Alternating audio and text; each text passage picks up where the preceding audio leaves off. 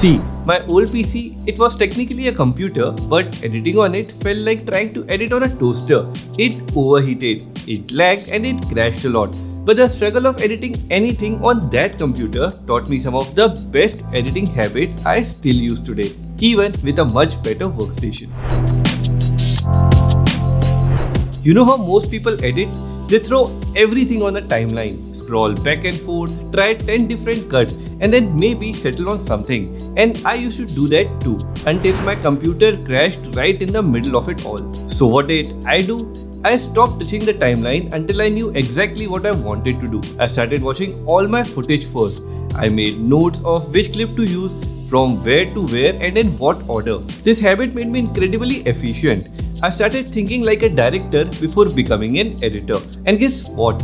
Even today, with a much faster computer, I still plan everything first because it just saves both my time and energy.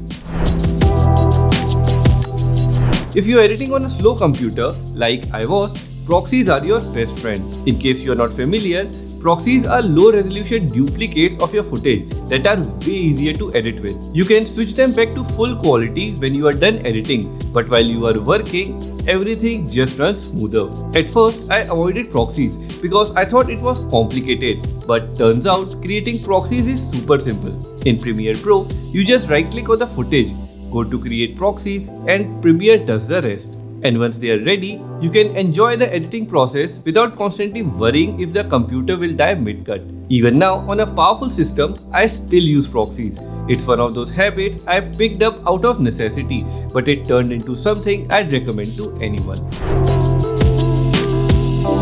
Back in the day, clicking around with a mouse felt like dragging a rock across sand. My PC would lag every time I tried to open a clip or open a menu. Even something simple like cutting a clip with a razor tool took forever.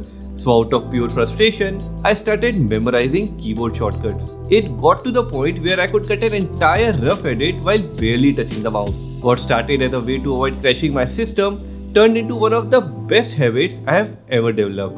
Using shortcuts didn't just make editing faster, it made it smoother. I wasn't breaking the flow every 2 seconds to hunt for a tool or menu. Editing started to feel less like technical labor and more like second nature. Like playing an instrument, you just know where your fingers need to go. And even if your PC is lightning fast, shortcuts still give you an edge because saving 1 or 2 seconds on every action adds up real quick when you are working on long projects. What started as me being annoyed with laggy clicks turned into muscle memory that helped me finish projects faster and with way less frustration.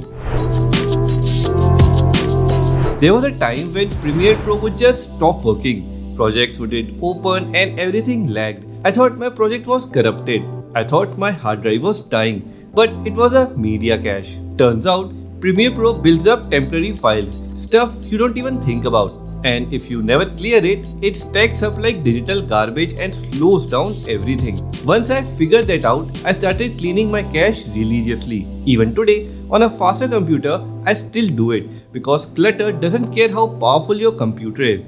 Too much junk will slow you down. So yes, cleaning my cache turned from a desperation move into a habit I trust. When I first started editing, I obsessed over every little thing. I would spend forever trying to get the exact right frame for a cut, mess with audio levels that no one would even notice, add effects and transitions before the rough cut was even done. And every time my PC would lag or crash, so I had to change. Now my rule is simple, just finish the edit first. Just focus on telling the story. Once that's done, then I clean it up. Funny thing is, even now with a faster computer, I still follow that rule because the truth is, most people won't notice the small stuff you are stressing over. Done is always better than perfect, especially when your computer is barely holding on. All 5 habits that I shared didn't come from watching tutorials. They came from pain and struggle.